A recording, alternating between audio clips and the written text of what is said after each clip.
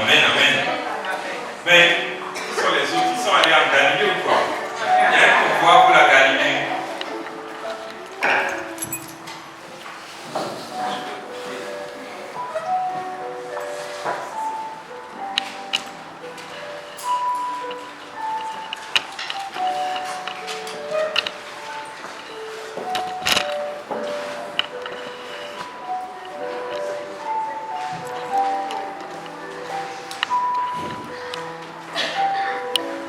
Le thème de l'enseignement de cet après-midi, c'est Jésus est vivant. Amen. Amen. Et nous sommes dans le contexte de la résurrection.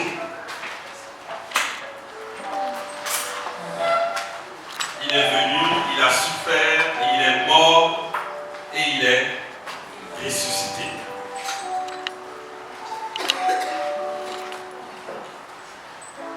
Et il est vivant à jamais.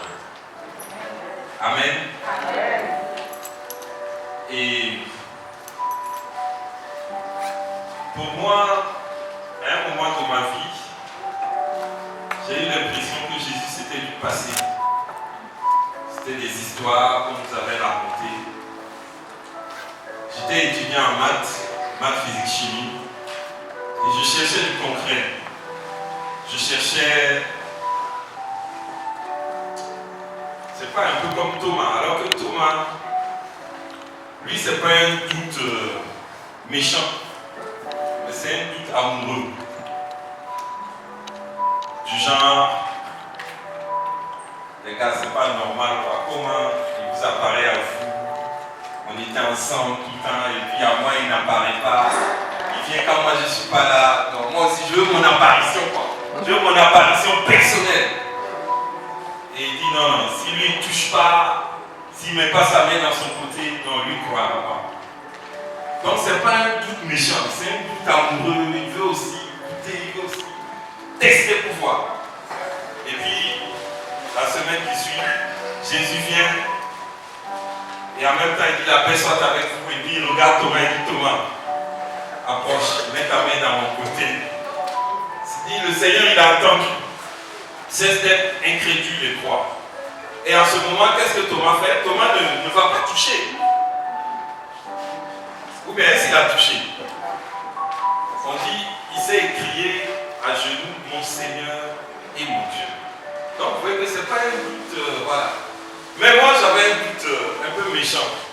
Et j'avais entendu parler de la Rose Croix qui promettait un chemin de maîtrise de sa vie. Maîtriser sa vie, atteindre ses objectifs, être puissant, faire briller son étoile, et puis être avec d'autres personnes qui vont dominer. Et donc j'ai pris ma bourse, il y avait la bourse de rentrée là. C'était avant les histoires de phonèmes, tout ça. Bourse d'installation, et puis j'ai pris un peu de sous avec les parents pour m'inscrire pour la mort. Ancien et mystique hors de la Rose Croix. Le siège là c'était vers l'université, après l'université en allant vers la pédiatrie. À gauche comme ça on tourne, et puis après on tourne à droite. C'est pas pour que vous y alliez, mais c'est pour que vous sachiez que j'y étais vraiment. Et j'ai flirté avec eux 3 mois comme ça. Ça commençait en août. Septembre, octobre, voilà, j'ai payé. Et puis ma carte est arrivée en décembre. Et à partir de janvier, je devais être initié maintenant, monter dans les grades, voilà, les degrés de l'ordre, et puis devenir un illuminé. Aujourd'hui, on dit illuminati. C'est ça, non? Alors que Dieu m'aimait, et je ne savais pas. Et il était vivant. Donc au moment où j'attends les monographies, les enseignements qui doivent arriver de France, il y a une grève, une grande grève de la poste qui éclate en France. Janvier 95, février, mars. Tout est bouleversé, le courrier ne passe pas. Et c'est à ce moment qu'on m'a invité dans un groupe de prière du renouveau charismatique Maranatha. Et là-bas, quand je suis allé, le premier jour, c'était la louange. Et puis un frère a pris la parole, je pense que c'était Guy. Il a exhorté sur Matthieu 11, 25 et suivant. Jésus bénit son Père sous l'action de l'Esprit Saint d'avoir caché les mystères du royaume aux sages et aux intelligents et de l'avoir révélé aux petits. Ce pouvoir m'a été donné par mon Père, personne ne connaît le Fils si ce n'est le Père, et personne ne connaît le Père si ce n'est le Fils, voilà, etc. Et je sentais l'amour de Dieu me visiter dans les entrailles. Bon, il y a eu des paroles de connaissance, il y a eu des appels, voilà, ceux qui sont venus pour la première fois. Je suis allé, on m'a présenté, on m'a accueilli. Et j'ai commencé à suivre les enseignements. Et là, j'ai vu que Jésus est vivant. Il est vivant, agissant, tu peux lui parler, il te répond, il est vivant dans sa parole. Donc j'ai ressorti ma Bible, qui était pleine de poussière. J'ai recommencé à lire, commencé à invoquer l'Esprit Saint. Et j'attendais toujours le jour de la louange. Les louanges, c'était les vendredis. Une fois c'est louange, une fois c'est messe, une fois c'est rosaire, je ne sais pas quoi, je ne me souviens plus bien. Et les mercredis, c'était les moments d'intercession, écoute et intercession. Les enseignements aussi. Et c'est comme ça que bon, je me suis préparé. La première année, libération. La deuxième année, effusion. Bon, libération, choisir le Seigneur comme maître. Choisir Jésus comme maître et Seigneur de sa vie, etc. Donc il m'a fallu du temps pour réaliser que Jésus est vivant. Ce n'est pas bon, des légendes, ce n'est pas des histoires de blancs ou de colons, mais c'est une personne vraiment vivante qui veut marcher avec nous par le Saint-Esprit. Et ce soir, je crois que le Seigneur aussi est là, il veut se révéler davantage à nous comme celui qui est vivant, comme l'Emmanuel. En hébreu, Imma, nous, c'est avec nous. Et elle, c'est Dieu. Dieu avec nous. Mais Dieu peut être avec nous sous plusieurs formes. Sous la forme d'une inspiration, sous la forme d'une pensée, sous la forme d'une intuition, d'une guidance intérieure. Mais il peut être aussi avec nous comme le Fils, voilà, qui s'est fait chair et qui a habité parmi nous, s'est fait l'un de nous. Conçu par l'action de l'Esprit Saint dans le sein de la Vierge. Voilà, il est né. Il a pris notre condition humaine en toutes choses, excepté le péché. Et quand on parle de la vie de Jésus, que Jésus est vivant, et d'une part, il est la vie, donc la vie ne peut que vivre, mais il donne la vie aussi, il est vivifiant. Quand tu as perdu la vie, quand ta vie est en danger, il te restaure. Et on sait aussi que le salaire du péché, c'est la mort. Romains 6, 23, n'est-ce pas? Mais le don gratuit de Dieu, c'est la vie éternelle dans le Christ Jésus. Et nous savons distinguer entre la vie bios, qui est la vie manger, boire, respirer, bon, la vie de tous les jours, la vie matérielle, physique. Et il y a la vie Zoé, qui est la vie divine, qui te fait aimer comme Dieu aime, qui te fait pardonner comme Dieu pardonne, qui te fait prier comme Dieu prie, et avoir compassion comme Dieu a compassion.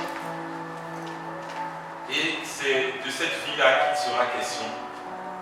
Et pour nous donner cette vie, il a fallu qu'ils connaissent le mystère pascal. Il a fallu qu'il soit victorieux.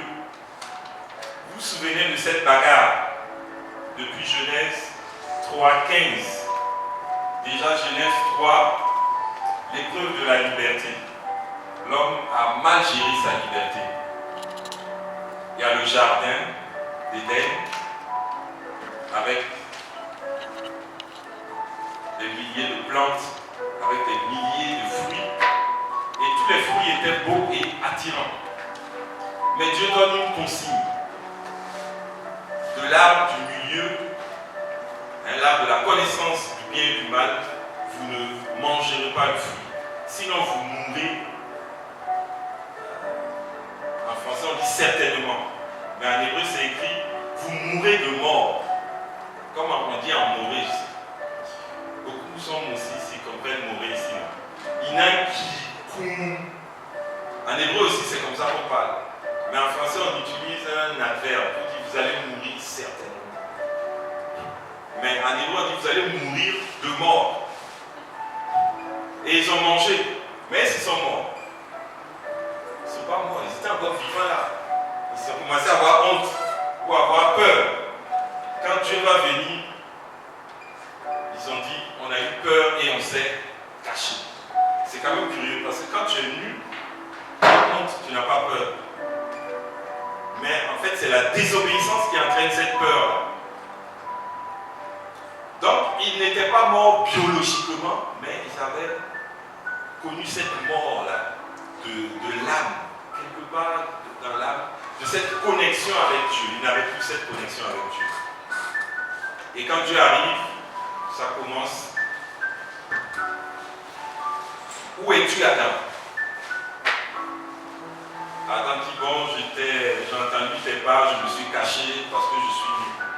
Aurais-tu mangé du fruit de l'arbre que je vous ai interdit? Ouais, c'est la femme que tu m'as donnée. Voilà, c'est toi qui me l'as donnée. Moi, j'étais tranquille avec toi ici. Bon. Tu m'as donné cette femme-là. C'est elle qui m'a donné. Et j'en ai mangé. Mais Adam, tu aurais pu dire non. Tu aurais pu dire, papa a dit de ne pas en manger. Mais il a pris, il a mangé. Et puis il accuse Dieu et la femme. Dieu se tourne maintenant vers la dame. Ève, qui a de beaux yeux. Et c'est à cause de ça que Adam n'a pas pu supporter.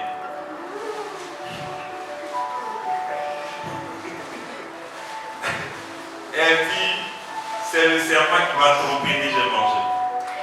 Donc il n'y a même pas un courageux qui dit, pardon, j'ai fait ça, je demande pardon. Après c'est tout quoi. Et puis c'était fini comme ça. Et donc, monsieur serpent, Dieu maintenant tourne ses yeux vers lui, il était arrêté. Il dit bon, à partir d'aujourd'hui, tu vas marcher sur le ventre. Donc désormais le serpent dira, tu vas manger la poussière. Vous voyez pourquoi Jésus a institué le lavement des pieds, non? Si tu as trop de poussière dans tes pieds là, la poussière c'est la nourriture du serpent, le serpent va te poursuivre. Déjà comme ça, il te poursuit. Mais si tu as encore sa nourriture dans tes pieds, il ne va pas te lâcher. Et il va te mordre mal. Donc Jésus demande de se laver les pieds les uns les autres. Hein? Vous comprenez? Bon. Et donc le pauvre serpent, Dieu lui dit, bon, c'est le diable qui est derrière, hein, c'est pas seulement un animal comme ça. Je mettrai une hostilité entre toi et la femme, entre ta descendance et sa descendance. Elle t'écrasera la tête et toi tu le mordras au talon. Voilà le conflit qui a commencé entre la femme et le serpent. Donc le serpent qui est là, il ne veut pas que la femme ait une descendance. C'est pourquoi il va tout faire pour que Caïn et Abel s'entretuent. Etc. Pour que la descendance, même s'il y a plusieurs enfants, que le courant ne passe pas entre eux.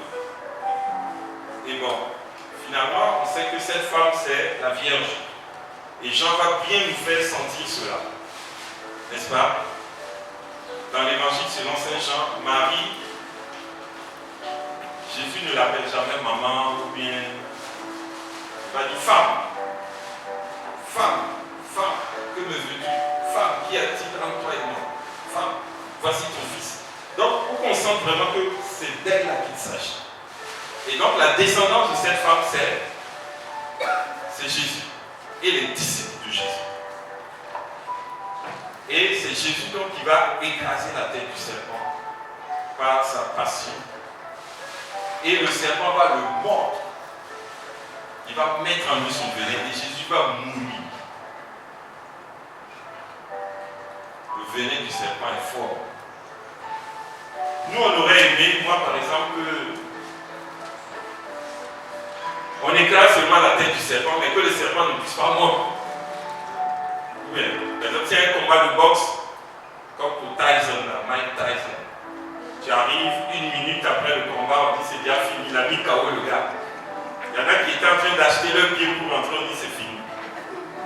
45 secondes, il a terminé le gars. C'est ça non? Mais si le match finit et puis bon, le vainqueur là, il a des enflé comme ça, bon, tu dis vraiment quelle victoire hein?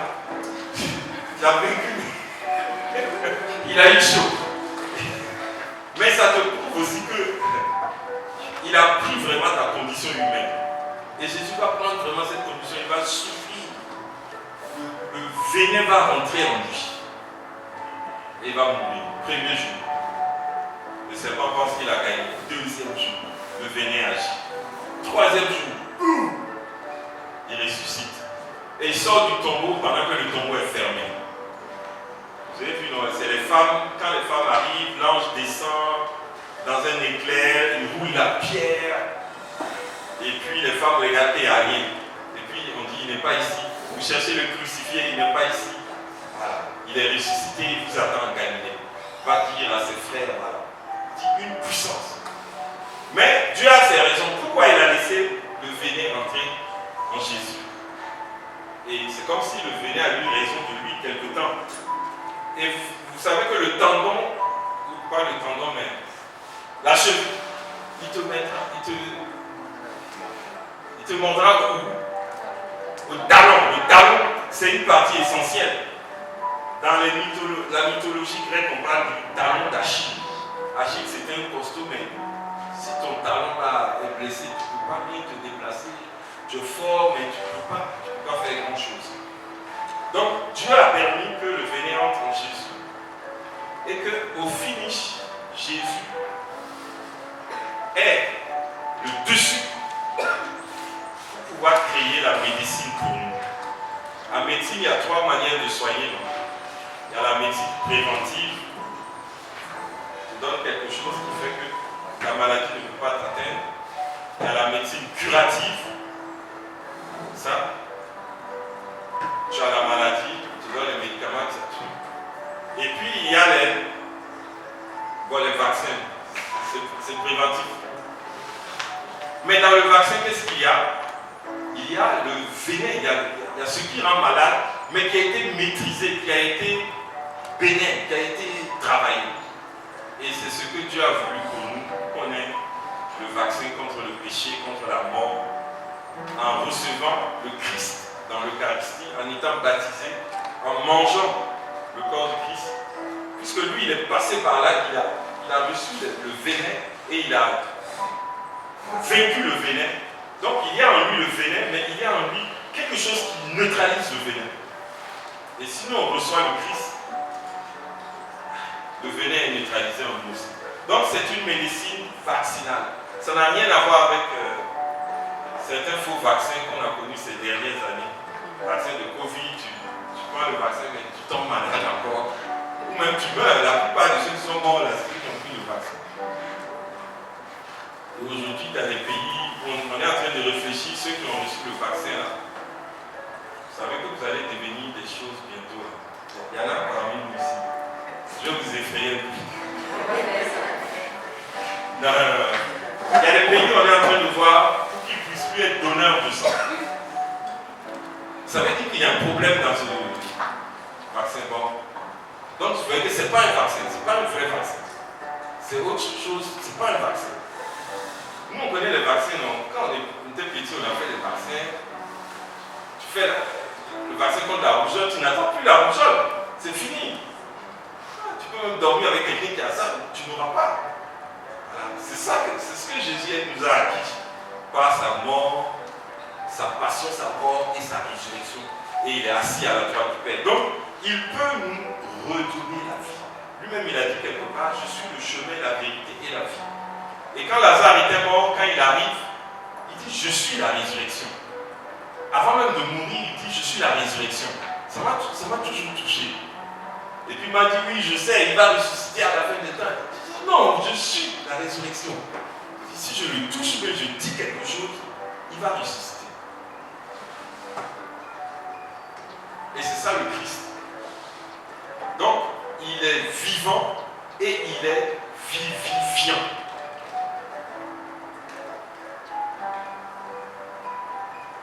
Amen, amen.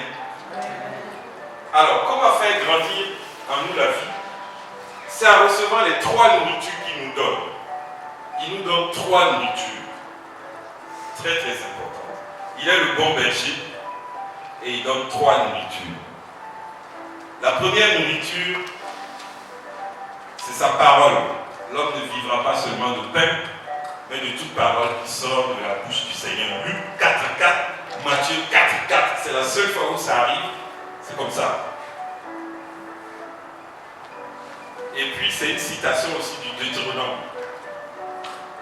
C'est-à-dire, je vous ai fait entrer, je vous ai fait passer par le désert, machin, pour que vous sachiez que l'homme ne vit pas seulement de pain, mais de toute parole qui sort de la bouche du Seigneur. Donc, la première nourriture, c'est ça.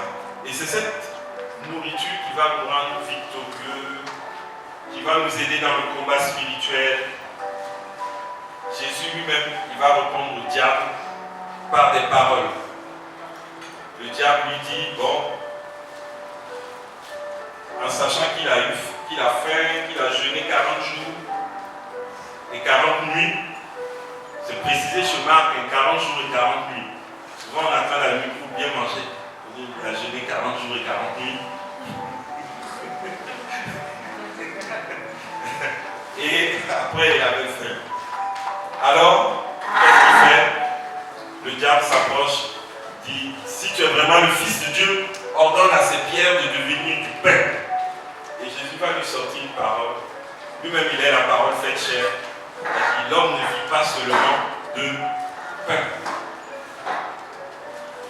Et le Satan ne va pas se calmer, il va l'amener quelque part en lui faisant voir la gloire des nations. Il dit, si tu te procèdes devant moi, je te donnerai tout ça, c'est le pouvoir, la domination. Bon, le diable, c'est un menteur. Est-ce que si Jésus avait obéi, si c'était prosterné, est-ce que le diable allait lui donner? C'est aussi la même tactique du péché. Il te fait croire que si tu fais le péché, tu vas être heureux, tu vas être apaisé, mais quand tu fais, tu veux encore, ou bien tu te rends compte que, aïe, je me suis fait avoir. N'allez pas lui donner. De toute façon, ça ne lui appartient pas. Ça appartient à Dieu, c'est Dieu qui a créé, non? Mais c'est vrai que l'homme, avec le temps, l'homme a donné au diable un pouvoir par son péché, un pouvoir sur le temps, les jours, les mois, en les consacrant en des divinités. Par exemple, si vous voyez, prenez le mois de janvier, c'est à une divinité qui s'appelle Janus. Février, c'est à une divinité. Mars, c'est à une divinité, etc., etc. Les jours aussi sont consacrés à des divinités telles que le soleil. Dimanche, c'est quoi dimanche? Non, c'est le soleil, dimanche. Lundi, aujourd'hui c'est lundi, non. C'est Luna Die, la lune, le jour de la lune, c'est la divinité lune. Donc, il faut reconquérir. Comme souvent, on voit, il faut posséder les portes. Il faut reconquérir par la prière. Il faut sanctifier le temps. C'est pourquoi l'Église aussi propose des prières pour sanctifier le temps. Il y a une prière de la nuit, avant de dormir, les complis. Il y a une prière du matin, entre 2h et 4h, de préférence, les matines. Entre 4h et 6h ou 7h, comme ça, les lots. Comme ça, on prend possession du jour. Comme c'est dans le livre de Job, commander au matin. Est-ce que tu as déjà commandé au matin avant que le méchant ne se lève? Parce qu'eux, ils se lèvent aussi et puis ils font leur programmation. Mais toi, tu dois te lever avant. Sinon, quand tu vas te lever, tu prendras ce que tu vas trouver. Comme quand tu vas dans un restaurant, n'arrives pas tôt, si c'est le benga que tu veux, et puis 10 personnes sont passées avant toi et ont pris ça, on va dire non, il reste que du litre là. Tu es obligé de prendre ce qui reste. Mais si tu t'es levé tôt et puis tu as prié, tu as invoqué Dieu, tu as confié ta journée, là, ta journée est dans les mains du Saint-Esprit. C'est différent. Donc il faut reconquérir, il faut reprendre les choses. Voilà. Le temps, les lieux aussi. Il y a des lieux qui sont comme hantés, il y a des lieux où des choses se sont passées. Et on a donné autorisation au diable. Des lieux, il y a par exemple des hôpitaux, on fait des avortements, ou des cliniques. On fait des avortements, tu vois, dans ce lieu-là, il y a quelque chose. Et parfois, autour des morts et tout ça, il y a des démons qui rôdent aussi. Parce que les morts ne sont pas totalement morts encore, hein. Ils sont encore là. Une histoire. Il y a une femme, qui m'a envoyé un vocal. Elle avait fait un fétiche. Elle voulait faire, dans les langues, on dit médicament. Elle voulait faire un fétiche pour la richesse. Et on lui a dit, tu dois coucher avec un mort. Donc, elle va, le gardien de la mort refuse. Non, ça là, elle a misé les sous, il a accepté. Maintenant, elle arrive. Elle prend la main du mort, le mort est qui? Le mort est qui? Les morts ne sont pas morts. Hein? Et puis, il y a quelque chose aussi qu'elle devait mettre dans sa bouche. Elle met le gars cache. Le gars est mort. Hein? Jusqu'à elle a fermé la bouche du gars. Et puis, elle a pris la position, elle a fait tout, elle est partie. Maintenant, ça chauffe, elle veut la délivrance. C'est là qu'il y a des choses. Et donc cet environnement-là, souvent aussi, ça rôde. C'est pourquoi à l'église de Man, il faut faire le signe de croix. Quand tu passes vers un cimetière, faire une prière. Quand tu vas à l'hôpital, il faut prier. Il ne faut pas rester comme ça, comme un gaou, quoi. Faites dans la prière, dans le recueillement. Ah, cette femme aussi était... C'est quelque chose. C'était pas seulement l'argent, mais pour reconquérir aussi le cœur de son homme qu'il avait. Donc, il faut reconquérir ces lieux-là. Le temps, les lieux. Et il y a pour d'autres, c'est périodique. Ah, dans ma famille, chaque 2 ans, il y a quelqu'un qui meurt. Par accident, mais par quoi, ça fait que certains ne conduisent plus, ne veulent plus sortir. Et puis on vient cogner leur maison, ils sont dedans. Ça, c'est souvent les conséquences, mais les causes, c'est des hôtels, c'est des consécrations.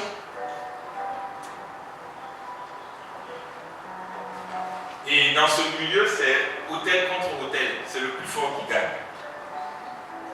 Ou bien c'est 100 contre 100. Le sang le plus fort gagne. Et dans la Bible, dans l'Épître aux Hébreux, on nous parle du sang d'Abel et le sang du Christ. Le sang du Christ qui parle plus fort que celui d'Abel. Donc il y a une puissance dans le sang. Et nous, on a le sang du Christ qui est le plus fort. Et nous, on a Michel l'archange. Michel, avec ses éléments, ils ont combattu le diable avec ses éléments et ils ont été vainqueurs. Et le diable n'a plus trouvé de place là. Donc ça dépend de qui sont mes alliés. Aujourd'hui on voit ça, il y a l'OTAN et puis ces gars, il y a les autres. Toi tu es dans quelle alliance? Quelle est ton alliance? Pour que la vie, parce que sinon Dieu te donne la vie, il te donne la vie. Je suis venu pour que vous ayez la vie et la vie en surabondance. Mais si c'est troué, s'il y a des... Voilà. Ou bien si tu donnes plus confiance aux hôtels, tu penses que les hôtels sont plus forts, les hôtels sataniques sont plus forts que l'hôtel du Seigneur, que l'Eucharistie. Là, tu seras de la bouillie. Vous voyez Élie, non? Élie, il est découragé après Ça va tuer les prophètes. Les 400 et quelques prophètes. Et c'est normal. Un homme normal, comment tu vas tuer 400 personnes avec l'épée et puis être encore normal? Déjà tuer les faux prophètes. C'est vrai, il faut les éliminer, mais pendant que tu es en train de tuer quelqu'un, la personne te regarde. C'est quelque chose. Il faut avoir un cœur quand même. Il dit 450. Il a fini avec eux. Et Jézabel dit, bon, ce que tu as fait à mes prophètes là, tu vas voir. Et Élie prend la fuite. Et il veut se suicider quelque part. Il est dépressif. Il tombe dans une dépression. Il se laisse mourir, quoi. Bon, je ne suis pas meilleur que mes pères. Et Dieu, pourtant l'a choisi, Dieu l'aime et tout. Dieu envoie l'ange qui vient le réveiller. Lève-toi, tiens à manger. Il mange, mais qu'est-ce qu'il fait? Il s'endort encore. L'ange le secoue encore une fois. Lève-toi, mange, sinon le chemin sera long. Donc c'est comme un enseignement que l'ange lui a donné. En fait, mange parce que tu dois marcher et tu dois marcher longuement. Donc il a reçu l'enseignement, ses facultés sont motivées. Mais si tu viens à l'Eucharistie, bon, tu as fait la formation, tu as eu la première communion, tu as grandi comme tout le monde, tu t'es marié, bon, en fait c'est des diplômes quoi, voilà.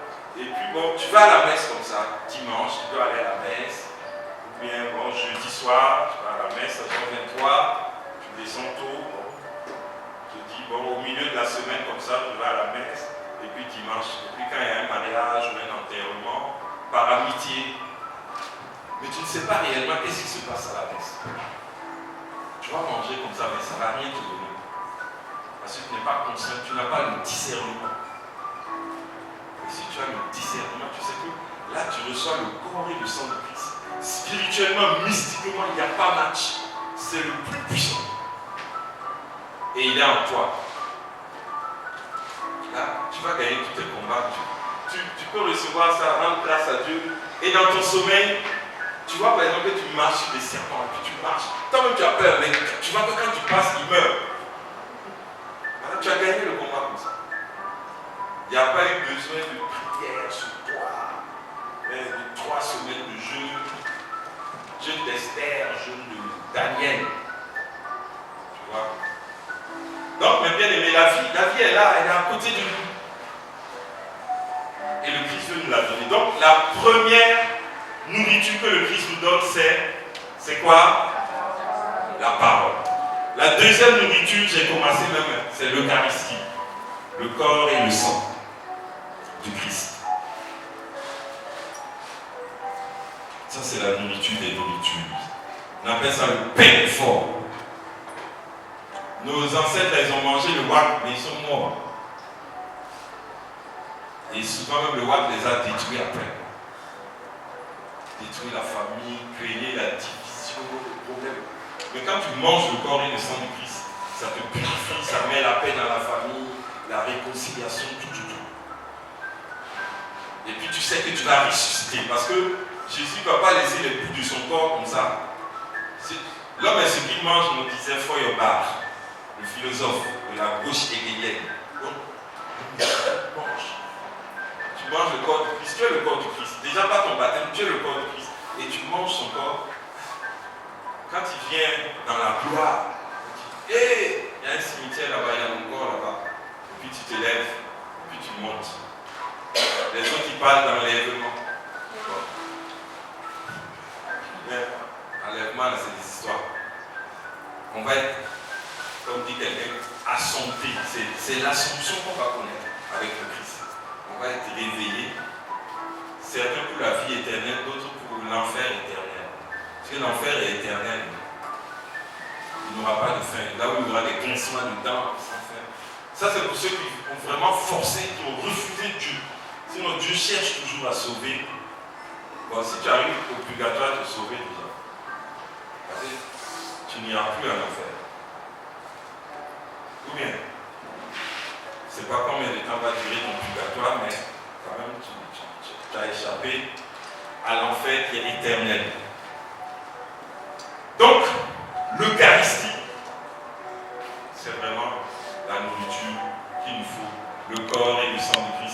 dans l'Eucharistie, tu as aussi la parole.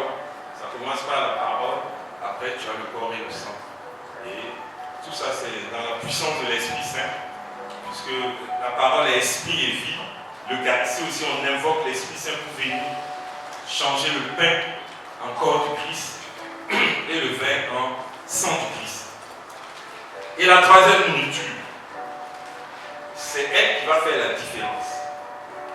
Là, si je vous dis de deviner, vous n'allez pas pouvoir.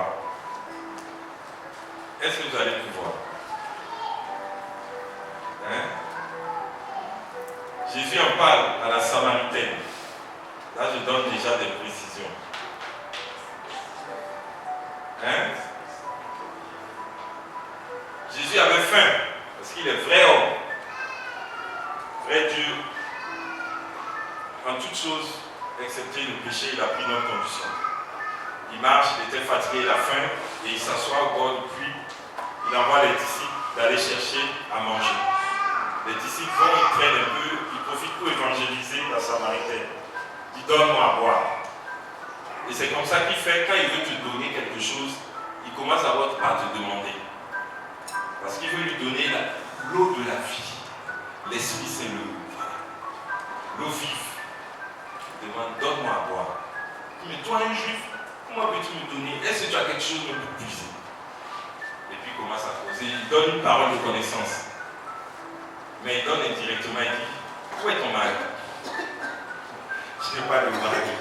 Et puis il dit, tu as raison de dire que tu n'as pas de mari parce que tu as vécu avec 5 et celui avec qui tu es maintenant. Ah là, la femme est bluffée quoi. Bienvenue. Merci. La femme est étonnée. Voilà. Et petit à petit, elle évolue. Et quand les apôtres arrivent, c'est là qu'il va donner quelle est sa nourriture. C'est les apôtres qui le regardent, ils sont étonnés, ils parlent d'avoir avec une femme et il n'a même plus faim. C'est-à-dire qu'il est devenu rayonnant. Le fait de travailler à l'œuvre de son père l'a nourri. Il dit, ma nourriture c'est de faire la volonté de mon père. Jean 4, 34. Voilà. Ma nourriture c'est de faire la volonté de celui qui m'a envoyé et d'accomplir son œuvre. Ça veut dire que ça me nourrit, ça me régénère, la nourriture, ça me recharge. C'est comme une batterie qui, en marchant, s'auto-charge et qui va s'épuiser si elle ne marche pas, si elle ne travaille pas. Et souvent, vous allez voir, il y a des gens, tout le temps, c'est eux qui se réservent. Et vous allez voir comme ça, ils vont comme ça jusqu'à leur mort. Mais ceux qui se donnent là, qui font l'effort, ils vont être pleins de vie aussi jusqu'à leur mort. Ils vont avoir la vigueur de Caleb. Vous connaissez Caleb? Ah, vous ne connaissez pas Caleb? Dites avec moi, je suis Caleb. Il faut que je vous parle un peu de Caleb. Ça, c'est une parenthèse, c'est un bonus. Hein? Caleb. Caleb, c'est un des rares qui est rentré en terre promise, qui a quitté et qui est arrivé jusqu'en terre promise. Le mot Caleb, en hébreu, on dit Kélev, mais ça veut dire chien. Comme Dominique, le chien de Dieu. Caleb, ça veut dire chien. Si vous lisez Josué 14, 6, Caleb va aller chez Josué, lui réclamer une montagne. Il dit, je me souviens, il y a 40 ans, non, il y a 80 ans, j'étais encore jeune, quand on traversait, Moïse m'avait promis cette montagne. Et c'était devant toi, Josué. Et depuis ce jour jusqu'à maintenant, où j'ai 120 ans, mes yeux ne sont pas baissés, ma vigueur n'a pas diminué, je suis toujours prêt pour aller combattre. Est-ce que tu peux me donner maintenant cette montagne? Parce que quand ils sont rentrés en terre promise, chacun a reçu quelque chose et il fallait conquérir. Donc Caleb a laissé pour lui d'aller aider les autres à conquérir. Maintenant, quand ils ont fini de conquérir, il vient maintenant et dit à Josué, bon, voilà, est-ce que tu peux me donner cette montagne? Et on dit qu'il il a servi le Seigneur vraiment de manière pleine, entière. C'est-à-dire, ce n'est pas quelqu'un qui était à moitié, mais vraiment pleine. Et Josué lui dit non, il n'y a pas de souci, elle t'appartient. Mais il semble qu'il y a des géants là-bas, des Anakim. Les géants, c'était des êtres qui sont comme les Goliaths là, qui sont en fait comme des hybrides. Et aujourd'hui, il semble qu'il y en a un. Mais on ne voit pas ça physiquement. Ça veut dire que c'est des esprits, des anges, des démons qui se sont unis à des hommes. Et ça a donné des géants. Genèse chapitre 6, vous trouvez ça d'origine. Aujourd'hui, il y en a encore, mais physiquement, ça ne va pas. Donc, quand tu vas en boîte, ce n'est pas toutes les personnes qui sont là, qui sont des personnes comme toi et moi, qui ont papa, maman, et puis tu peux aller chez lui. Donc, les trucs d'une nuit, il faut éviter ça. Il faut d'abord aller connaître sa maison, son père, sa mère. Si tu veux faire le wassa, tu peux recevoir des germes bizarres. Et puis avoir des maladies bizarres après. Donc, les géants, c'était comme ça. Et Caleb, il va les vaincre, il va les tuer. Et Caleb, il est de la tribu de Juda. Donc vous voyez que plus tard, David, qui est aussi de la tribu de Juda, il n'aura pas peur d'affronter un géant, qui est Goliath. Et il va le terrasser. Parce que lui, il a une alliance avec Dieu. Et le géant qui était là, c'était un incirconcis, c'est-à-dire un homme sans alliance. Donc Caleb, il faut bien méditer sur la vie de Caleb. Quand tu es avec Dieu, il y a même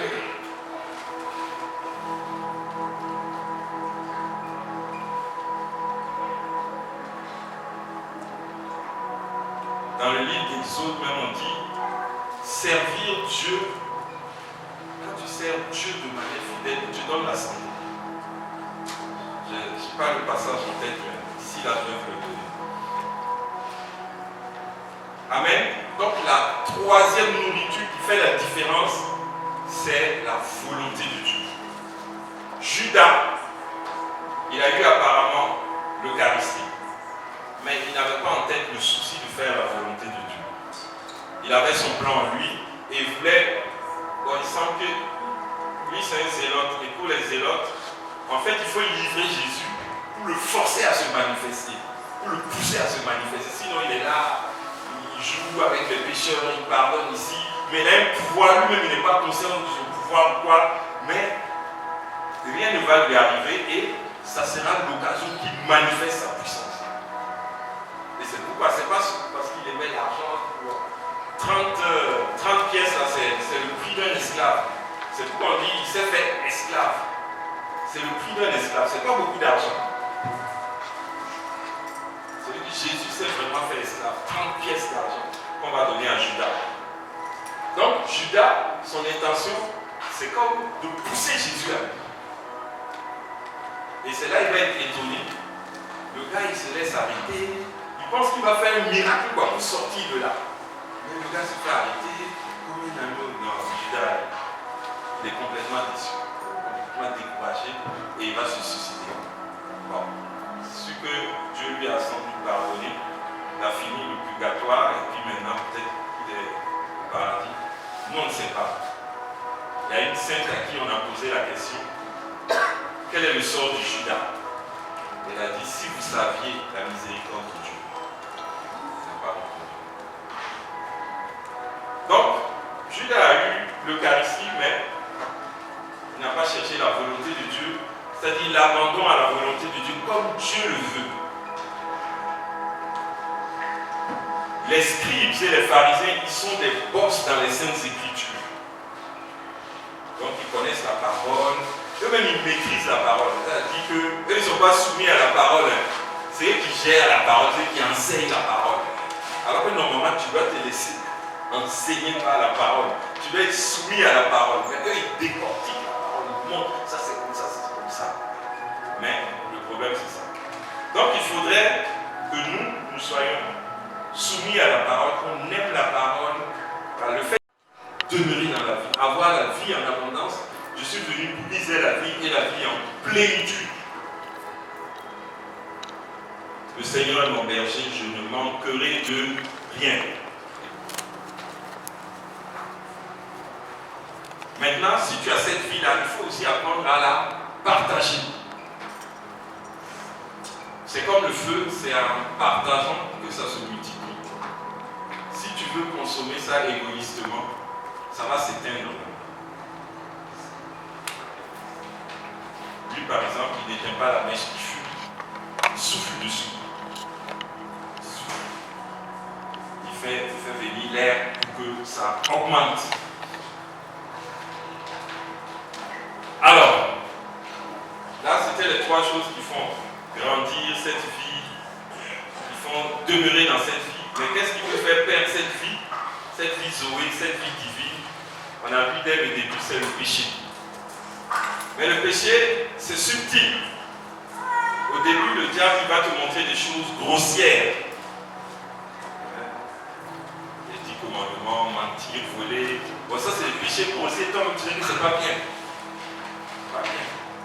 Tu vas plus vouloir. Mais à un moment, il va te donner des tentations qui semblent être bien.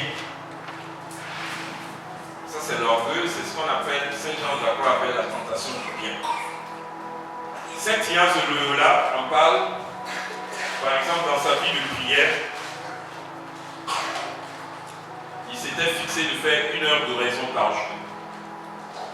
Et voilà, pendant qu'il est en oraison, il commence à voir des lumières et il se sent bien. Et il reste là, le temps passe, il fait 2 heures, 3 heures, 4 heures. Et après il s'en va, bon, il y avait des promesses qu'il avait faites qu'il ne peut pas tenir. Il y avait des travaux qu'il devait faire, il ne peut plus le faire. Après, il est tombé sur le passage où on dit que Satan aussi peut se déguiser en ange de lumière. C'est là qu'il a compris que ceux qui viennent parfois se balader pendant ces prières, ces oraisons, ça n'est pas de Dieu. Et il se dit, bon, Seigneur, j'ai 1 heure avec toi. 1 heure d'adoration, 1 heure d'oraison.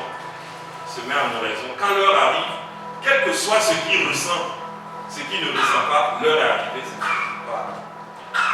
Et il y a d'autres choses aussi qui sont prévues. Et Dieu est avec lui toute la journée. Il y a aussi la tentation inverse. Ça, c'est avec les sœurs de Mère Teresa. Mère Teresa, son appel, c'est de s'occuper de Jésus. Dans les plus pauvres. Pas les pauvres, mais les plus pauvres. C'est-à-dire les vieux qui sont malades, ceux qui sont en phase terminale, surtout en Inde, là-bas, comme ils croient au principe du karma, chacun évolue vers sa purification. Si quelqu'un est malade, c'est que c'est bien pour lui, c'est pour le purifier. Il ne faut pas chercher à le soigner. Voilà, si quelqu'un est né boiteux ou quoi, c'est bien, ça fait partie de son cheminement. Il ne faut pas chercher à lui mettre des prothèses. Non, c'est comme ça. Donc il y a des vieux qui sont couchés sur la terre, ce côté-là est pourri, il n'y a pas quelqu'un pour le retourner. Bon. Et elle a la vision de Jésus qui dit j'ai soif. Donc j'ai soif de ton amour, j'ai soif de ta compassion. Elle se met à s'occuper des vieux, elle change de congrégation, quitte sa congrégation. Elle est sœur du rosaire, elle était enseignante. Donc elle quitte, il y a quelques élèves, étudiants qui vont la suivre. Bon, elle fait reconnaître sa congrégation, puis elle s'occupe des malades, des gravataires et tout. Sans annoncer l'évangile d'abord. C'est après, ces gens lui demandent pourquoi tu fais tout cela? Pourquoi tu nous aimes comme ça? C'est là maintenant qu'elle dit, c'est à cause de Jésus. Elle dit, mais qui est Jésus? Et c'est là qu'elle annonce Jésus. Voilà, c'est une autre manière d'évangéliser, mais indirectement pas à la charité. Et les sœurs disent vraiment, cette saison-là, il y a beaucoup de pauvres, de grands malades, il y a une épidémie. Est-ce qu'on ne va pas diminuer l'heure d'adoration, on ne va pas faire 30 minutes pour aller vite nous occuper des sœurs, des malades? Elle dit, bon, elle ne sait pas, mais elle va prier, elle va consulter le Seigneur. Et elle prend un temps de prière, au bout d'une semaine et demie, comme ça, 10 jours. Elle dit, ah, le Seigneur m'a parlé. Voilà. Elle réunit les sœurs. Bon, nous n'allons plus faire 1 heure. Tout le monde s'attend à ce qu'elle dit, nous allons faire 30 minutes. Elle dit, nous allons faire maintenant 2 heures. 2 heures d'adoration. Tout le monde est étonné. Elle dit, oui, c'est ce qu'elle a reçu du Seigneur. Donc elle invite tout le monde à obéir et qu'on verra après. Et quand tout le monde est entré dans l'obéissance, curieusement, les sœurs, elles-mêmes témoignent. Quand nous faisons les 2 heures, quand nous arrivons sur le terrain, il y a comme une grâce qui est là. On arrive à faire 3 fois plus vite ce qu'on faisait avant normalement.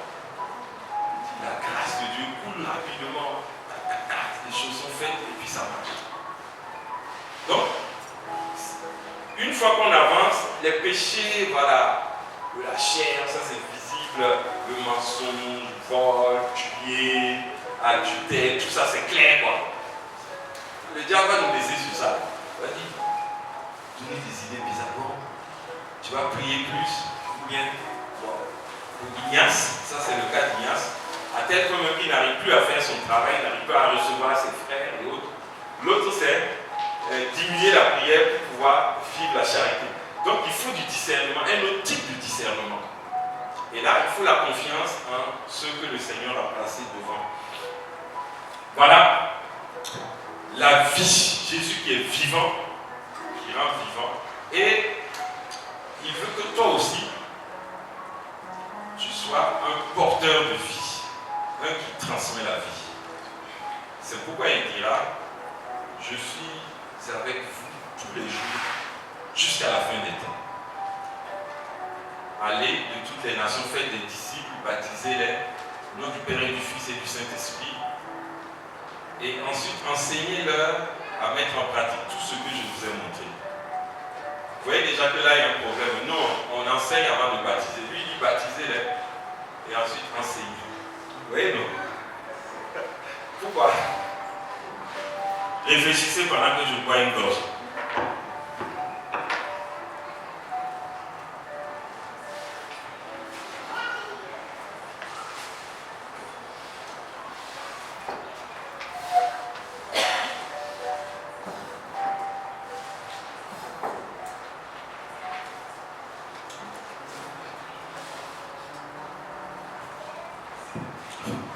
Amen, amen. C'est parce que, bon, les disciples, là, ils étaient nés juifs, tout ça, là, bon. Ils avaient déjà un background. Donc, on baptise et après on enseigne. Comme après la Pentecôte, qu'est-ce qu'on dit? Ils étaient fidèles à la fraction du pain, aux enseignements, etc. Mais aujourd'hui, tu vas rencontrer quelqu'un dans rien même comme base. Donc, il faut d'abord lui donner cette base.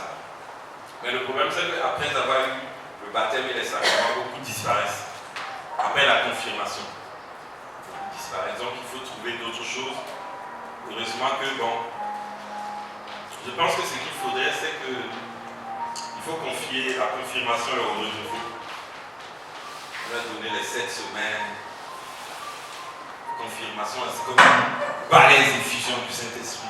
Et après, en même temps, il s'engage. Il tombe amoureux de Dieu et puis c'est fini. Amen, amen. Voilà, j'ai parlé près d'une heure. Et puis, dans le programme, il y a prière de délivrance. C'est ça, non? Je vais donner quelques petits points par rapport à ça avant de commencer la prière proprement dite. Mais il y a des questions. Jésus est vivant. Donc il est vivant, ce n'est pas une statue, ce n'est pas une idole, c'est quelqu'un qui parle, qui entend, qui marche, qui bouge et qui donne aussi la vie. Ok? C'est clair, non? Il faut lui parler, apprendre aux enfants à lui parler, avant d'aller à la messe avec les enfants. Donc on va chez Jésus. Quand tu vas arriver chez Jésus, il faut lui parler, il faut lui demander telle chose, telle chose. Voilà. Préparer les enfants. Sinon, bon, ils arrivent, ils ne savent pas ce qu'ils font. Maintenant, quand ils arrivent, ils vont te dire, mais il est où? Vous montrer le tabernacle. Pendant la messe, voilà, il est là. Petit à petit, il comprend les choses. Et puis, il va bien vivre la messe. Et avant de manger, avant de dormir, tout ça, des moments, voilà. Avant d'étudier, avant d'aller en classe, de sortir de la maison. Voilà, donc on s'habitue à vivre avec lui, l'Emmanuel. On vit avec lui et il va se manifester puissamment. voilà, quand on aura un besoin, quand on aura une situation difficile, il va se manifester. Et je finis avec un témoignage, le témoignage de Paul. Vous connaissez Paul, non? C'est un monsieur, la vie n'a pas été facile pour Paul, il a perdu sa femme, il a abandonné. Bon. Et donc Paul était devenu soulard. Mais il avait l'habitude d'aller à l'adoration du Saint-Sacrement à l'église. Donc il a gardé son habitude. Il va, il prend sa dose, et c'est quasiment le titubant qu'il arrive à l'église, il rentre, il se met au dernier banc. Jésus, c'est moi Paul, je suis venu te voir. Et puis il s'endort. Et moi le sacristain me dit, hey Paul, on doit fermer l'église. Il dit là, au revoir Jésus, j'étais là, c'était moi. Et puis il part. Chaque jour comme ça, sa vie c'était simple. Et puis voilà qu'un jour, accident grave, on le ramasse, les os là sont broyés comme ça. On le prend à l'hôpital, comme c'est dans les pays là, on met plein de tubes, on se dit voilà, bientôt on va débrancher, il va mourir quoi. Et Paul a une vision de quelqu'un qui rentre en blanc avec une petite ceinture et qui vient vers lui. Paul, c'est moi Jésus, je suis venu te voir. Et puis il s'assoit un peu avec lui. Et après on voit Paul, il dit qu'est-ce que je fais ici? Il enlève les filles. Et puis il sort dans la salle, dans les allées de l'hôpital. Les infirmières le rencontrent. C'est pas toi. Qu'est-ce que tu fais ici? Il dit non, mais je ne sais pas qu'est-ce que je fais ici. Alors que bon. Et quand il explique, on voit que bon, c'est Jésus qui est venu lui rendre visite. Et il a été guéri. Puis il passe en Europe, là, il tourne, il donne son témoignage. Donc vous voyez qu'avec Jésus, c'est pas compliqué, c'est pas des choses sophistiquées qu'il nous demande. Chacun à son niveau, ce qu'il peut faire, on le fait avec beaucoup d'amour et de simplicité. Et le Seigneur nous exauce. Amen, amen. Amen. Donc Jésus est vivant. Et il est ressuscité. Et il fait quoi encore? Il est vivifiant. Voilà, vivifiant, il est là. Le Père donne la vie. Le Fils donne la vie, l'Esprit aussi donne la vie. Si on dit je crois en l'Esprit Saint qui est Seigneur et qui le Père aussi ressuscite les morts, il a ressuscité les morts, non? Guérit les malades, lève-toi. Et marche. Bon. Voilà. C'est leur travail, c'est la Trinité. Amen, amen. Est-ce que vous avez des questions? Il n'y a pas de questions, tout était clair. Ah, 2 questions. Est-ce qu'il y a un autre micro?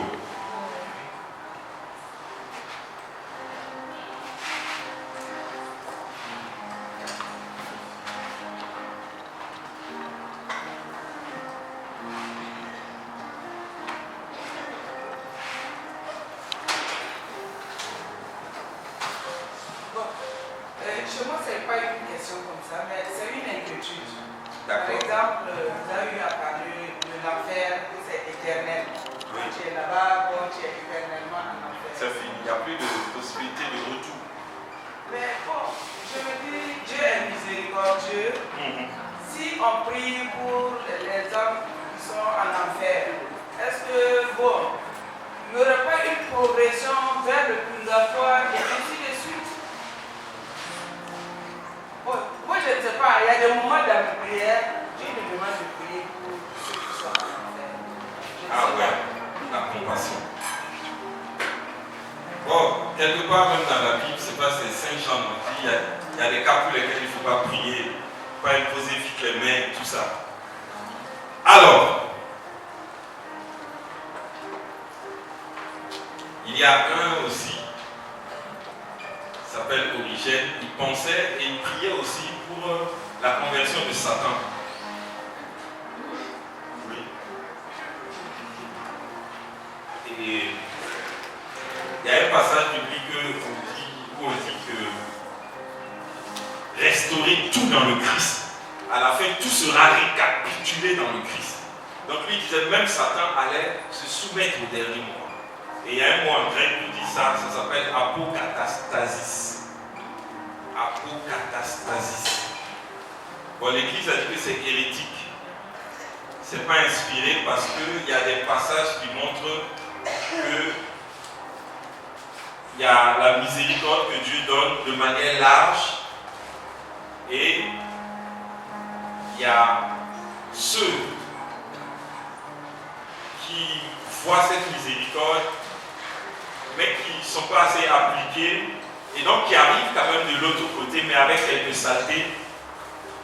Et c'est ce qu'on appelle le purgatoire, donc ils ont le temps d'être purifiés. Et il y a ceux qui refusent même les appels de Dieu, tels que la parabole du festin, où le maître a préparé, et puis il venait manger, tout. Ceux qui étaient invités ne sont pas venus. Donc il a dit, allez, va chercher les gens de par les rues, tout. Faites entrer, il faut que ma salle soit remplie pour qu'on mange. Et puis les gens sont rentrés. Mais en rentrant, il y avait tenu à prendre en rentrant quoi. Et là, lui, il n'a pas pris le kit. Et puis il y a un là, on est venu dire, hé, madame, comment tu as beaucoup rentrer ici? On n'a pas la vie de noces. Et qu'est-ce qu'on a fait de lui? On l'a jeté dehors. Et puis on dit qu'il est resté muet. Ça veut dire en lui, il n'y a même pas le logos, il n'y a pas de parole. Il n'y a pas un peu. C'est même pas un jour, il s'est tombé prendre la communion, ou bien il a lu un verset biblique, il n'y a rien de. Il n'y a rien de la parole de Dieu en lui. Dieu n'a trouvé aucune œuvre de lui en cette personne. Donc, il y a aussi la parabole où on dit. Là, il y aura des grincements de dents. Bon, ceux qui vont parfois, dont on est sûr parfois, c'est ceux qui ont fait des pactes et qui sont fermes dedans. Parce que sinon, on dit que l'enfer est réservé au diable et aux démons. Voilà. Ça, c'est écrit. C'est réservé au diable et aux démons. Parce qu'eux, ils ont une pleine connaissance, une connaissance pure. Et avec cette connaissance, ils ont choisi l'homme. On les dribble un peu. Mais l'ange, il a une connaissance, une intelligence claire, nette et précise. Donc, une volonté aussi. Donc, il choisit le mauvais camp. Et c'est un choix définitif. Mais les hommes, souvent, bon, on peut rattraper. Voilà. Et on peut aussi prier pour quelqu'un qui est au purgatoire, comme les gens ont apporté le paralytique, soulever par le toit, le faire entrer. Donc, grâce à leur foi, la personne a eu la guérison. Voilà. Ça, c'est le purgatoire. Mais l'enfer, là, c'est vraiment, on a atteint le point du non-retour. Et c'est différent de les enfers. Les enfers, c'est l'Hadès, le Sheol. Voilà, c'est avant l'arrivée du Christ, là où les morts étaient comme dans une salle. Et avec la descente du Christ, chacun se positionne pour ou bien contre. Mais je peux être pour, mais je ne suis pas prêt pour. Mon avis n'est pas propre pour le voir. Donc, je ne passe pas le purgatoire. Mais si je suis contre, je choisis les démons. Là, c'est fini. C'est pourquoi un théologien, Balthazar, Hans Urs von Balthazar, lui dit, c'est avec la mort du Christ qu'il y aura les trois lieux, le paradis, l'enfer et le purgatoire. Sinon, avant ça, c'était le Sheol, le séjour des morts. Donc il y a un point de non-retour, voilà. Parce que nous, on renonce au diable, mais lui, il ne renonce pas à nous. Vous voyez, par exemple, on dit que le diable a disputé le corps de Moïse. Pourquoi? C'est dans l'épître à Jude, non? Il y a eu cette querelle entre Michel et le diable pour le corps de Moïse. Parce que Moïse est un homme de Dieu, ça, il n'y a pas de souci. Mais le bâton de Moïse, avec lequel il était tout le temps, Dieu lui a permis de faire des miracles. Il pose le bâton, ça devient un serpent. Exode 4, il a fui. Dieu dit non, reviens, prends-le par l'arrière. Prends par l'arrière, ça redevient. D'accord. Mets ta main, sors la main, devient lépreuse. La main devient toute blanche. Donc la main était comme avant. C'était noir. C'est noir ou un blanc. Bon. Il remet, ça redevient normal. Bon, et il va maintenant devant Pharaon. Il a le pouvoir de faire, s'il jette, ça devient. Mais ce qu'il ne savait pas, Pharaon aussi appelle ses gars et aussi, il jette, ça devient. Mais qu'est-ce qui va se passer? Son serpent avale Donc, avec Moïse, avec son bâton, il y a quelque chose qui appartient au diable et à ses gens. Donc c'est une occasion de réclamation qui pèse sur Moïse. Et il va partir avec ça, il aura ça toujours. Et c'est pourquoi Dieu n'a pas permis qu'il rentre en terre promise.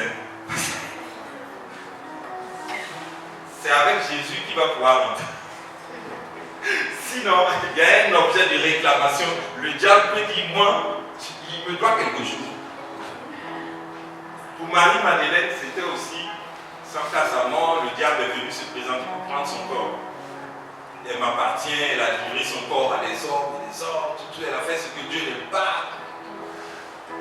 Et puis Marie-Madeleine dit, vraiment tu as raison, je suis une pécheresse. Et c'est en ce moment que Jésus a apparu dans une grande lumière. Et puis il a dit, elle est à moi. Et il l'a prise. Ça c'est une intervention de Jésus. Donc là le diable, il n'y a pas match. Parce que le diable n'est pas un concurrent de Jésus. Non, Jésus c'est au-dessus. C'est les Michel là qui se battent avec le diable. Lui c'est le créateur. Le diable c'est une créature. Bon, c'est peut-être Jésus vivant parce que pendant les 33 ans, il a pris notre aspect, tout. Mais Jésus, tel qu'il est le Fils, là, non, le diable ne peut pas s'empêcher. C'est la catégorie des anges. C'est pas un combat. C'est des anges, des archanges, et puis ils se connaissent. Comme pour Job, on dit le jour où les fils de Dieu vont chez Dieu, Satan aussi a suivi. Voilà, c'est des anges. Et puis ils savent que Satan c'était leur boss. Il avait un high level. Donc, ils ne peuvent pas lui dire, toi tu viens faire quoi ici? Peut-être même Satan est plus fort qu'eux. Donc, le laisse aussi rentrer, il rentre tout ça ensemble. Donc, il y a une limite. Si on a dépassé ça, le diable vraiment nous saisit. Et c'est difficile de passer de l'autre côté. C'est Benoît XVI aussi qui a trouvé une solution parce qu'on pensait le riche et Lazare. Le riche et Lazare, souvent on pensait que le riche était en enfer. Mais Benoît XVI a dit non. Pourquoi? Parce qu'il pense au salut des autres. Parce qu'il dit j'ai mes frères là-bas, il faut envoyer quelqu'un. Donc il a encore quelque chose de bon dans son cœur. Alors quand tu es en enfer, là, le diable a dit à tout plus. C'est vrai qu'on a dit qu'il y a un espace qui fait qu'on ne peut pas aller mais la miséricorde de Dieu peut atteindre. C'est encore le purgatoire. Si c'est l'enfer, là, il n'y a même plus. Ça, c'est le grand théologien Benoît XVI qui est venu résoudre la question. L'homme, là, il est au purgatoire, il n'est pas en enfer. Sinon, il ne peut pas avoir de bons désirs comme ça, tous ses frères qui sont restés. Il y avait un autre doigt. Excusez-moi. Oui. C'est l'explication sur le fait que Jésus dit de baptiser avant d'enseigner que je n'ai pas compris. Ah! Parce que, bon, c'est le contexte juif. Donc, ils ont déjà un béaba. Chaque juif, à 7 ans, l'enfant, il connaît déjà l'Ancien Testament. À 12 ans, la bar mitzvah, la circoncision, c'est 8 ans. La bar mitzvah, il est déjà adulte. Vous voyez, par exemple, Jésus va rester au temple à 12 ans là. Justement, mais il a mangé quoi pendant les 3 jours. Il était déjà mûr en fait. Je sais pas, comme il a dormi où. Il était déjà mûr. Et ils ont déjà un bagage. Donc les juifs, dans leur culture, ils reçoivent déjà un bagage. Donc ils ont besoin du baptême. Et maintenant, un surcroît d'enseignement. Voilà. Et c'est ce que les apôtres faisaient, on dit. Les fidèles étaient devenus croyants, ils étaient assidus à la fraction du pain, l'Eucharistie, aux enseignements. Voilà. Donc c'est des enseignements pour poursuivre, pour nourrir ce qui est déjà là. Mais aujourd'hui, là, beaucoup, voilà, ils n'ont presque rien comme base. Donc il faut leur donner une catéchèse et puis donner le baptême. Voilà, sinon, c'est comme si tu as jeté tes pères le cochon, quoi. Si tu leur donnes directement le baptême comme ça, ils ne savent pas la valeur, ils ne savent pas qu'est-ce qu'ils doivent faire, qu'est-ce qu'ils ne doivent pas faire. Donc il y a un minimum à leur donner. Alors que les juifs, ils ils ont déjà cette minimum, ils ont la crainte de Dieu, ils reconnaissent le pur et l'impur, même si nous et eux, on n'a pas la même conception du pur et l'impur. C'est dans ce contexte. C'est pourquoi la parole doit être comprise aussi dans un contexte. Et on n'est pas une religion du livre, mais il y a une interprétation à apporter.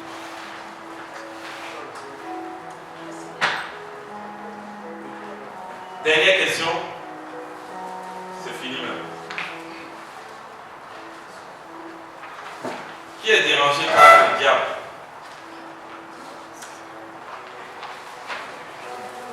Donc vous ne faites pas partie du monde. On peut le monde entier sous l'emprise du démon. Vous ne faites pas partie du monde. Vous êtes dans le monde, mais vous n'êtes pas du monde. C'est ça. Donc,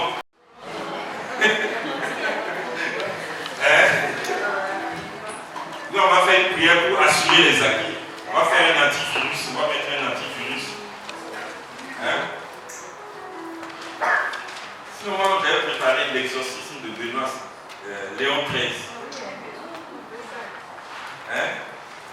Mais ce que j'allais dire aussi, c'est que il faut cultiver le discernement spirituel. Sinon, on peut faire une batterie de prières, beaucoup de prières, et rien ne se passe parce que, voilà, on n'a pas su quel est le problème. Si on sait quel est le problème, c'est un sniper qui se positionne, qui veut boum, c'est fini. Mais tu peux envoyer des grenades, des bombes, boum, boum, boum, mais rien.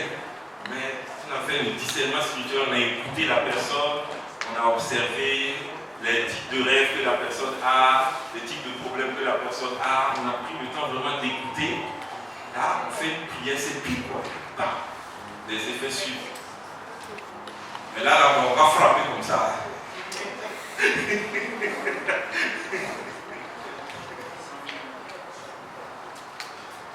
Mais la bergère, vu qu'on frappe, on frappe comme ça. D'accord? Ça fait toujours du bien, ça fait un nettoyage.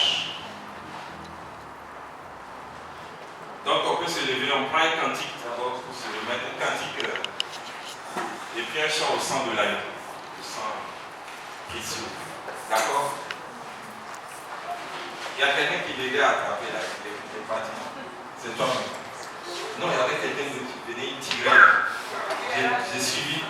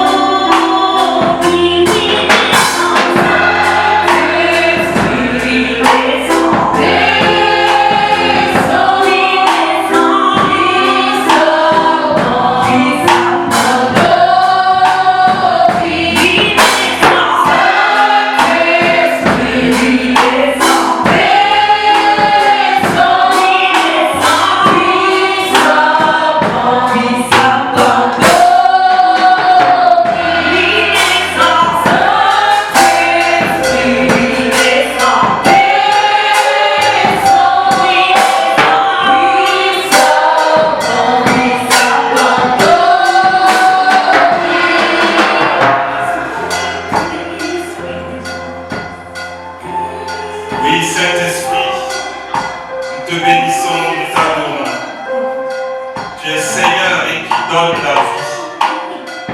C'est par toi que Jésus a opéré des signes, des miracles, des prodiges. C'est par toi qu'il a libéré Lazare, qu'il a fait sortir du tombeau. Et il a demandé qu'on le délivre. C'est par toi que nous sommes là ce soir pour être visités, pour être renouvelés, pour recevoir le surcroît de vie que le ressuscité communique. Viens Saint-Esprit, briser tout venin, nous faire sortir de toute forme de tombeau, de toute forme de ténèbres, de toute forme de lien qui nous empêche de décoller. Oui, Saint-Esprit, viens. Mets en lumière l'œuvre de l'ennemi. Mets en lumière sa stratégie, afin que nous puissions déjouer tous ces plans, afin que nous puissions sortir de toutes ces programmations. Oui, Saint-Esprit, à toi d'agir. Nous ne pouvons rien, mais toi tu peux tout. Béni sois-tu, Saint-Esprit de Dieu.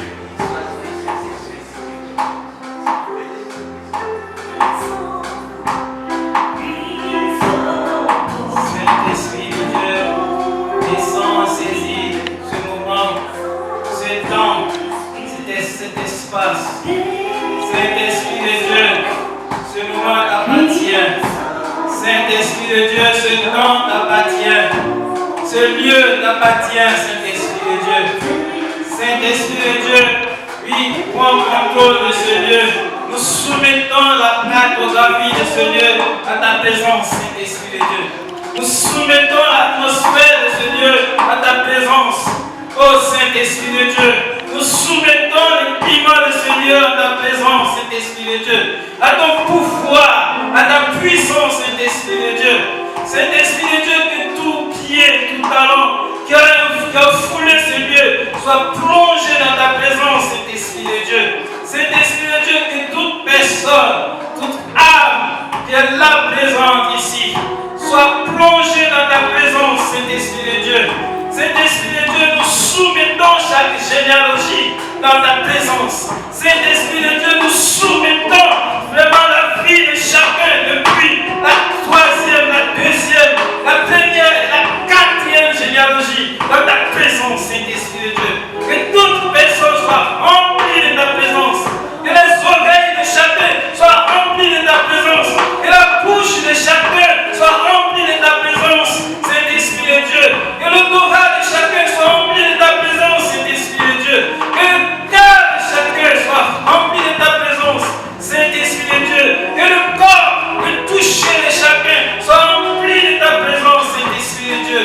Saint-Esprit de Dieu, viens saisir ce moment. Saisis chacun maintenant. Saisis ce moment, Saint-Esprit de Dieu. Gloire à toi, Saint-Esprit.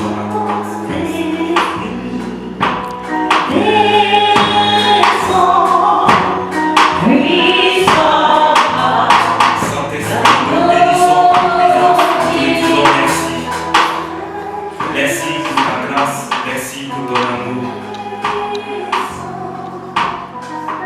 Saint-Esprit, t'aimer, c'est mourir en toi, c'est mourir en Jésus. Et nous voulons mourir de cette mort dans ta présence, Saint-Esprit. Nous voulons demeurer dans cette présence totalement.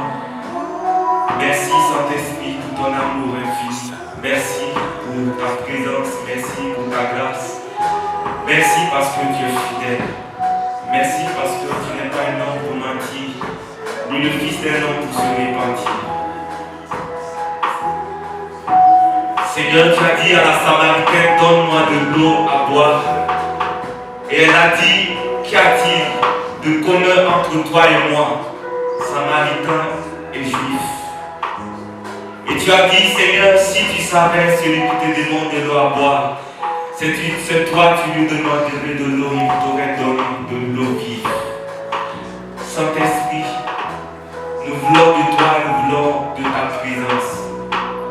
Nous voulons de ta grâce. Nous sommes assoiffés, comme le dit le sacrifice.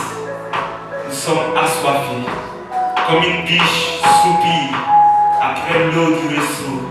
Ainsi nos nos âmes soupirent après toi, Saint-Esprit.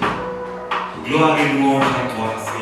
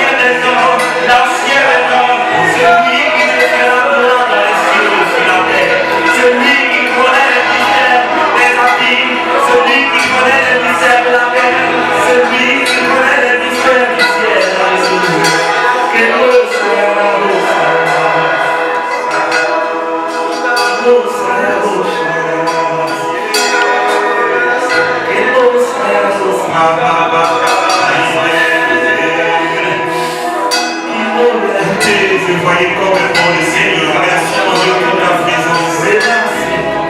Donne-toi à goûter, donne-toi à expérimenter.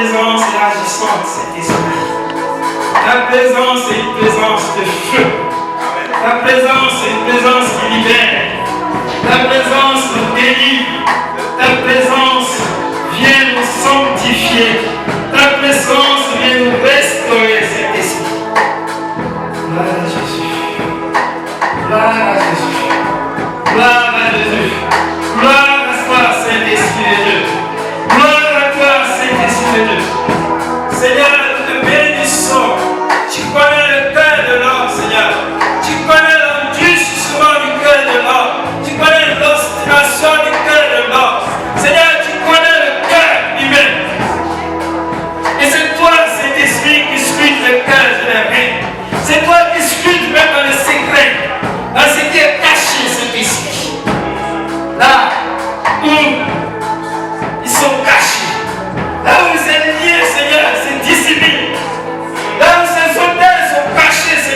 de Dieu.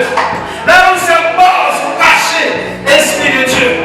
Là où on a téné ces personnes, c'est l'Esprit de Dieu. Là où c'est foi, cœur et cri, nuit et jour, c'est l'Esprit de Dieu. Tu connais ce cœur. Oh, c'est l'Esprit. Passe à ta lumière. Passe, Saint-Esprit. Passe, Esprit de Dieu vivant. Jadis, femme qui souffre des quatre points de l'horizon. Jadis, par le prophète Ézéchiel, le Seigneur a donné vie aux instruments qui étaient déchirés. À tous ces morts qui représentaient le peuple d'Israël, l'armée céleste, l'armée du peuple. Seigneur, nous te supplions, Esprit de Dieu. Passe. Seigneur, dans l'Écriture, il est dit dans Romains chapitre 1, verset 7, que l'Écriture est puissance de salut pour quiconque croit en elle. Seigneur, nous allons expérimenter la puissance de l'Écriture. Car ce n'est pas ta parole que tu donnes vie. Ce n'est pas ta parole, Seigneur, que tu as financé les esprits mauvais. Et ceux-ci ont disparu. Tu as dit, tais-toi et sors. Saint-Esprit, nous te bénissons. Ah, nous savons que tu es là. Nous savons que tu es là, présent. Gloire à toi, Jésus.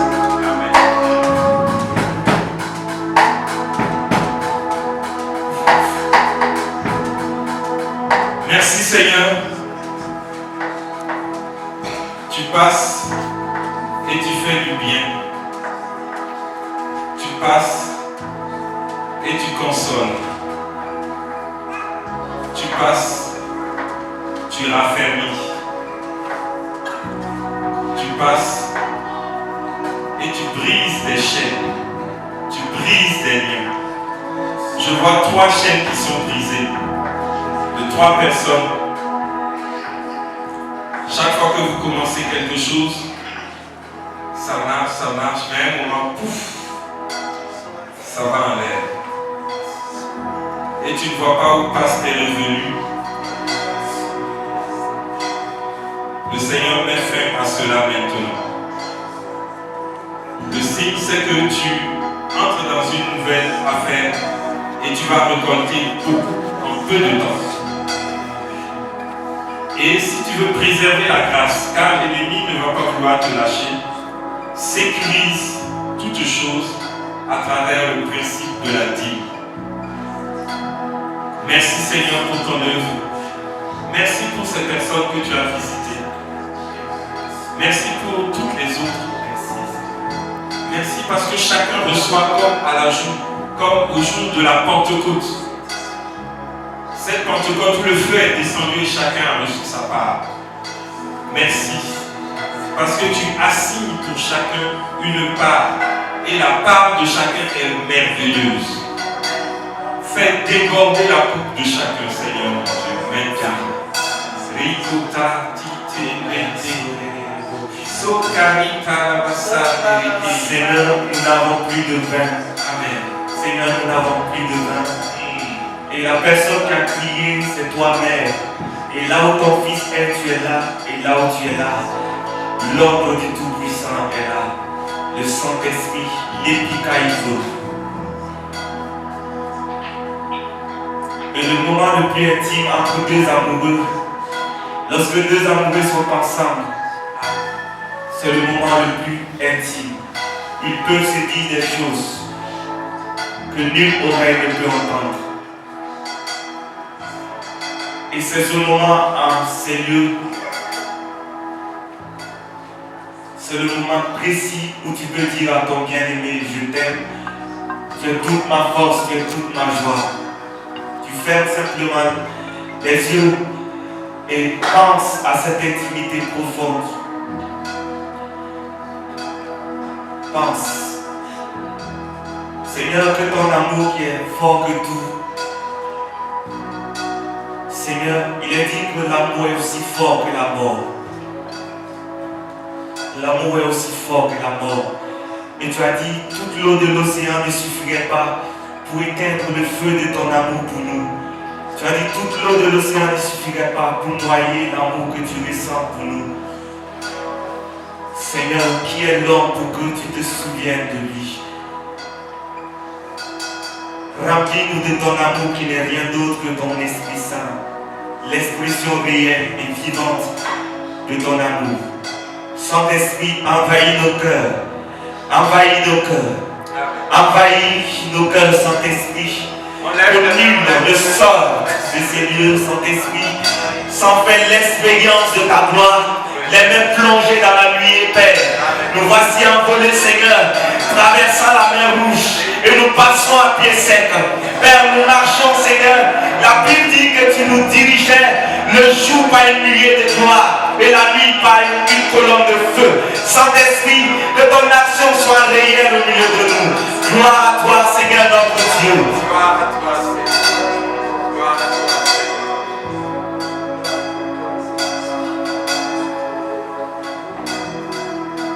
Gloire à toi, Saint-Esprit. Gloire et louange à toi, Saint-Esprit. Gloire à toi. Il est dit que la gloire de Dieu se note debout. Seigneur, nous te bénissons. Dans la cour, il est dit, et si la prophétie tale, encore là, elle a révélé certainement. Elle se réalisera certainement. Seigneur, c'est le moment. Seigneur, c'est le moment.